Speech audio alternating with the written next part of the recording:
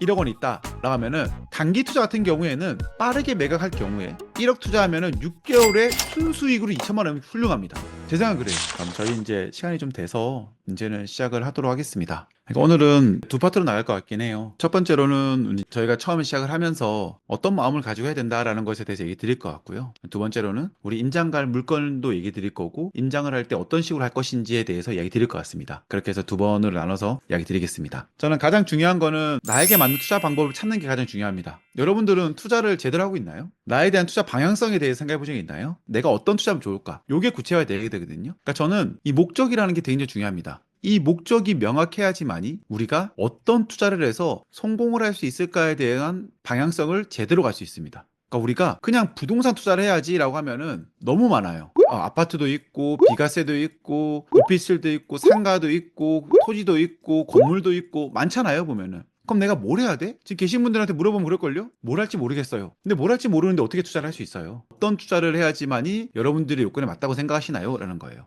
첫 번째로는 단기 투자. 두 번째는 장기 투자. 그러니까 나는 6개월 안에 쇼부를 볼 거야 하시는 분들도 있어요. 그럼 6개월 안에 쇼 보면은 얼마를 벌 것인가? 이게 정확해야 돼요. 그래야지 내가 볼 수 있는 물건이 될 수 있습니다. 나는 장기적으로 할 거야. 그러면 이 투자 방법이랑은 완전히 다른 방법이 돼요. 장기적으로 한다 그러면 개발 호재를 봐야 될 것이고 내가 어떻게 하면은 세금을 세이브할까 생각할 것이고 장기 투자에 대해서는 4년을 생각할 거지 6년을 생각할 거지 달라지는 거죠. 그러면 접근하는 부동산이 달라진다는 거죠. 무슨 말 이해하셨어요? 우리가 막연하게 부동산 투자를 해서 돈을 벌고 싶어요 이게 아니에요. 내가 어떤 걸 통해서 돈을 벌 거예요 라는 게 명확해야 됩니다. 그래서 막연함이 아닌 구체적인 이유가 분명히 필요하다라고 이야기를 드립니다. 자, 장단기 투자의 이제 장점과 단점은 뭐냐면 제가 생각할 때 투자라는 것은요 시간이에요. 시간. 투자라는 거는 뭘 바꾸는가 그러면 시간과 투자는 바꾸는 겁니다. 무슨 말이냐면 내가 예를 들어서 1억짜리를 투자를 해. 그래도 걸리는 시간은 똑같아요. 10억짜리를 투자해. 그래도 걸리는 시간 똑같을 수 있어요.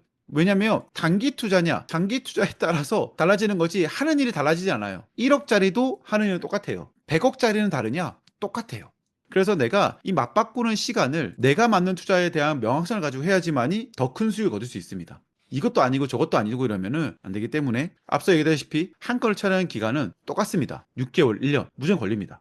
10건 중에 한 건은 2달 만에 팔리기도 하고요. 2년 동안 안 팔리기도 하고요. 10건 중에 한 건은 4개월 만에 팔리기도 하고요. 4년 만에 팔리기도 합니다. 그렇기 때문에 저는 평균적으로 한 건을 처리하는데 단기 투자를 한다 하더라도 6개월에서 1년 걸립니다. 그래서 제가 시간과 투자는 맞바꾸는 것이다 라고 얘기하는 거예요. 자, 그러면 이제 우리가 생각해야 될 거죠. 그럼 나는 투자금 대비 얼마를 벌어야 될까? 생각해 보셨나요, 혹시? 1년 안에 벌어야 되는 투자라고 했을 때 몇 프로의 수익을 보면 될까요? 15%? 그럼 1억을 투자해서 1,500만 원 버는 게 우리가 목표가 될 수 있습니다. 투자금 대비 수익률에 대해서 우린 생각을 해야 돼요. 여러분들 말씀해 주신 거는 1억을 투자해서 1년 안에 15%에서 20%를 많이 얘기해 주셨습니다. 자, 그러면 장기 투자다. 2년이다. 그럼 얼마예요? 1억 투자해서 얼마 정도 벌면 돼요? 우리 1년 안에 지금 15%, 20% 얘기했잖아요. 2년은요? 40% 묶고 더블로 가. 여러분들 생각하시면 돼요. 우리가 회사에서 받는 연봉이 있어요. 그렇죠? 그리고 우리가 은행에 넣어두는 금액이 있습니다. 은행에다가 넣어두면은 세전 4% 줍니다. 잘 주는 거죠. 세전. 이걸 세후로 따져보면은 얼마 안 돼요. 진짜. 우리는 지금 그런 시장에 살고 있어요. 보면은. 근데 여러분들이 말씀하시는 20%, 40%, 50%는 굉장히 큰 금액입니다. 그렇죠? 왜냐하면 나의 위험성을 내 시간과 바꿨기 때문에 그렇게 말씀하실 수도 있어요. 하지만 얘기 드리고 싶은 거는 40%, 50% 굉장히 큰 금액이기도 해요. 그래서 이제 그걸 한번 더 얘기 드리는 거죠. 생각보다 여러분들은 늘 큰 금액을 생각하고 계신다라고 이제 얘기 드리는 겁니다. 일단은. 자, 어떻게 굴릴 것인가? 1억 원 있다. 라고 하면은 단기 투자 같은 경우에는 빠르게 매각할 경우에 1억 투자하면은 6개월에 순수익으로 2천만 원이면 훌륭합니다. 제 생각은 그래요. 순수익 2천만 원이다. 훌륭해요. 그러면은 1년이면 4천만 원, 40%잖아요. 물론 6개월 걸릴 수도 있고 4개월 걸릴 수도 있고 1년에 걸릴 수도 있습니다. 하지만 이 정도의 순수익을 가지고 있다 그러면 훌륭하다라고 생각합니다. 장기 투자 같은 경우에는 투자금을 얼마만큼 해소할 수 있을까에 대해 생각하면은 저는 생각에 1억 투자하면은 순수익에 2천만 원이다 그러면 30만 원 정도에 매달 들어오고 플러스 시의 차익이 2천만 원에서 한 뭐 5천만 원 정도면 나쁘지 않다라고 생각을 해요. 상가 투자를 할 때 말이죠. 수익형으로 갔을 때. 그래서 장기 투자는 최소한의 투자로 최대한의 수익을 거둔다라고 생각하면 좋다고 생각을 해요. 이야기 드리고 싶은 건 뭐냐면 너무 허황된 꿈을 꾸지 마셔라. 이거보다 더 많은 수익이 난다 그러면 내가 전생에 좋은 일을 많이 했다 생각하십시오. 그냥 너무 큰 거를 보고 한다라고 하면은 굉장히 힘들어집니다. 이게 쌓이다 보면은 더 큰 수익이 나는 게 있고 좀 덜 나는 게 있거든요. 근데 평균값 따졌을 때 이 정도에 대한 수익을 거두고 간다 그러면 내가 먹고 사는 데는 크게 문제가 없습니다. 지금 직장인을 하면은. 그래서 저는 너무 거대하고 좋은 것만 생각을 하려고 하다 보니까 어떤 일이 벌어진다 그러면은 아무것도 시도하지 못하고 끝나고 시간만 버리는 거예요. 아까 얘기 드렸죠.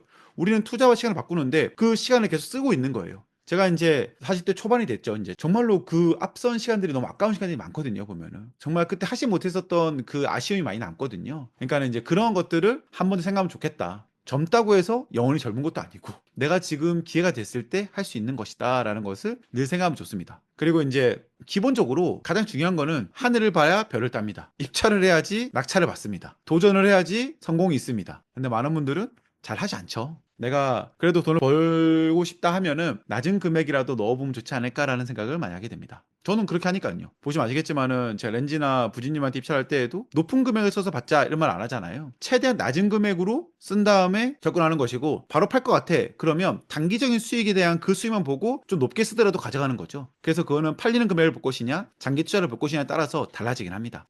그래서 그런 부분을 얘기 드릴 것이고요. 그래서 얘기 드릴 것은 이제 투자 물건을 정하셔야 돼요. 아파트를 할 거야? 비과세 할 거야? 단타를 할 거야? 오피스를 할 거야? 월세를 보고 할 거야? 장기 투자를 할 거야? 상가를 할 거야? 그럼 월세를 어느 정도 원해? 어느 정도 가져갈 생각이야? 이런 것들에 대한 것을 구체적으로 할 필요 있어요. 보면은 제가 오피스텔을 하고 싶은 이유는 월세를 받기 위함이고요. 저는 2년 뒤에 5% 인상해서 매각을 할 겁니다. 이게 명확해야 됩니다. 하지만 이제 여기서 중요한 거는 내가 아파트를 매입할 거야 그러면 비과세로 할 건지 단기 투자를 할 건지 매매 사업자로 할 건지 법인으로 할 건지 정해야 된다는 거죠. 오피스텔 똑같죠. 이런 것들에 대한 나의 명확성이 있어야 됩니다.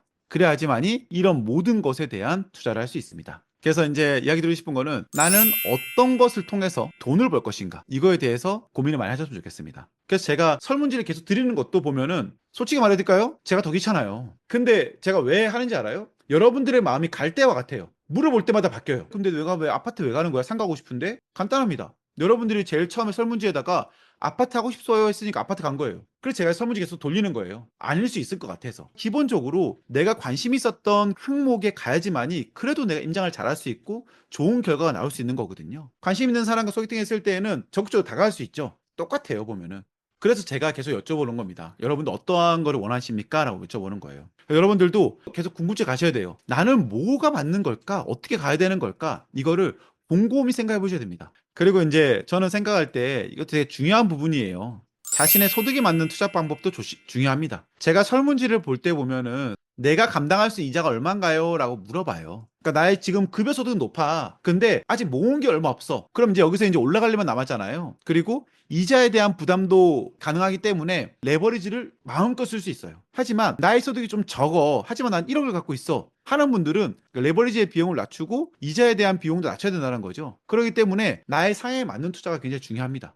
투자 물건을 보는 것도 달라져야 돼요. 금액도 달라지는 거죠. 내가 1억 있다 그래서 뭐 5억짜리 물건을 볼 수 있는 게 아니에요. 5천만 원만 있다 하더라도 나의 소득이 좋아 그러면 난 쌓일 거잖아요. 그렇기 때문에 5억짜리 볼 수 있습니다. 하지만 내가 벌어들이는 수익이 좀 작다 그러면 그보다는 작은 물건 해야 돼요. 3억짜리 해야 됩니다. 그래서 그걸 또 생각을 해야 돼요. 우리는 내가 지금은 30대고 40대이기 때문에 그래도 급여 소득이 높아. 50대 되니까 불안해. 그런 분들에 대해서 투자하는 것의 방식에 대해서는 다 달라져야 된다는 거예요. 무슨 말 이해하셨어요? 종잣돈이 많다고 해서 무조건 높은 금액을 하는 게 아니에요. 나의 지금 급여 소득을 충분히 내가 이해를 한 다음에 감당할 수 있는 게 어떤 것이 선인지에 대해서 생각을 하고 그거에 대한 물건을 보셨을 때 많은 물건을 할 수 있습니다. 그게 아니면 허황된 거로만 볼 수도 있어요. 그러지 않았으면 좋겠습니다. 그래서 이야기 드렸지만은 한 달에 버는 수익과 감당할 수 있는 이자 그걸 생각한 다음에 투자에 대한 계획을 만들어 가야 된다라고 이야기 드리는 거예요. 이런 부분은 고민하셔야 됩니다. 내가 만약에 3천만 원이 있는데 급여소득도 좀 작아. 그러면 이제 이 선언에서 할 수 있는 거는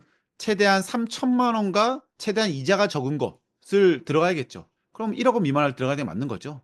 근데 뭐 3천만 원이 있는데 내가 매달 700만 원씩 벌고 저금을 뭐 300만 원씩, 400만 원씩 하고 있어. 그럼 이제 우리가 이제 1억보다 좀 더 높은 금액도 생각할 수 있죠. 5천만 원 있다 그러면 좀 더 공격적으로 가보자라고 되는 거예요. 그러니까 이 부분에 대해서는 여러분들도 생각하셔야 되는 거고 이거를 정확히 짜야지만이 우리가 투자와 시간을 맞바꿨을 때 극대화된 수익을 노릴 수 있다라고 생각을 합니다. 요거까지 하고 저희 쉴게요. 요거까지 하고 내일 모레 임장하잖아요. 그쵸? 임장을 할 때 어떻게 하느냐 중요합니다. 여러분들 하나의 물건에는 한 개의 팀이 이루어집니다. 그래서 이렇게 이루어집니다. 이렇게. 그리고 총 4명이거든요. 1번, 2번, 3번, 4번, 4명 이렇게. 그러니까 한 물건에 4명의 사람이 임장을 갑니다. 그래서 이렇게 1팀 1조, 1팀 2조 해서 족장, 홍길동, 렌지, 춘향이 이런 식으로 가는 거예요, 이제. 그래서 이 두 사람이 한 조가 되고 이 두 사람이 한 조가 돼서 임장을 가서 각자 조사해 오는 거예요, 각자. 각자라는 건 이제 1조, 2조 각자예요. 각자 조사해 오는 거예요. 해놓은 다음에 1조, 2조가 각자 임장을 하고 그 자료를 가지고 와서 시합을 합니다. 시합을 해서 자료를 만듭니다. 자료 만드는 거는 잘 만들 필요 없어요. 근데 그거를 말해줘야지만이 그거에 대한 피드백을 할 수 있습니다. 아시겠죠? 우리 큰 틀은 이거예요. 조사를 해온 다음에 4명이서 이렇게 모여서 나 갔다 왔는데 어때 이런 것들을 자료를 취합한 다음에 제가 이제 물어볼 거예요. 조사 잘해 오셨어요? 라고 물어볼 거예요. 여러분들이 조사에 대한 리스트는 제가 어느 정도 드립니다. 추가로 해야 될 거는 더 하시면 되는 거고 기본적으로 이것만 조사하십시오로 드릴 겁니다. 제가 생각할 때 중요하다라는 것은 알려드릴 거예요. 그럼 이제 조사를 쭉 해오겠죠. 그럼 분명히 두 명 갔다 왔는데 이 결과값은 분명히 다릅니다. 그럼 그것도 여러분들이 성장하는 과정이라 생각합니다. 조사는 분명히 이렇게 했는데 왜 그럴까? 여러분들이 결론을 내야겠죠. 그래서 그 결론을 걸 가지고 제가 물어보면은 답변해 주시면 됩니다. 그런데 중요한 거는 조사는 굉장히 잘하고 오셔야 됩니다. 저의 목적은 뭐냐면 여러분들이 예를 들어서 20명이 임장을 왔어. 그러면 총 5개의 물건을 갈 수 있잖아요. 그렇죠? 4명씩 가면은 우리는 20명의 시간을 한 번에 썼기 때문에 5개에 대한 물건에 대한 조사가 완벽해야 됩니다. 1, 2, 3, 4, 5팀이 있는데 3팀이 못했어. 그럼 3팀 분들이 민폐인 거예요. 민폐. 내가 열심히 하지 않았어. 그러면 다른 팀한테 민폐인 거예요. 민폐. 아시겠죠? 내가 오늘 여기 가서 조사를 잘할 거야 라는 책임을 지는 거예요. 왜냐면 우리는 레버리지를 같이 나눠 쓰는 거거든요. 이렇게 내가 책임져 잘할 테니까 네가 잘해줘 이렇게 우리끼리 나누는 겁니다. 그래서 갔다 왔을 때는 하루를 썼지만 20명의 인원이 함께 움직이기 때문에 20명의 인원에 대한 레버리지를 확실히 쓸 수 있어야 돼요. 근데 여기서 안 했어. 그러면 16명만 갔다 온 거죠. 잘못했어. 12명만 갔다 온 거죠. 그럼 안 된다라는 거예요. 그래서 여러분들 정말 책임감 있게 잘했으면 좋겠습니다. 아시겠죠? 그래서 제가 여러분들이 허둥지둥 되지 말라라고 해서 여러분들이 어떤 걸 조사하면 됩니다라는 것들도 알려드리는 거예요. 그래서 그날은 20일을 세이브하는 거예요. 쉽게 말하면 나는 20일을 더 산다 생각하십시오. 임장 잘하면은. 아시겠죠?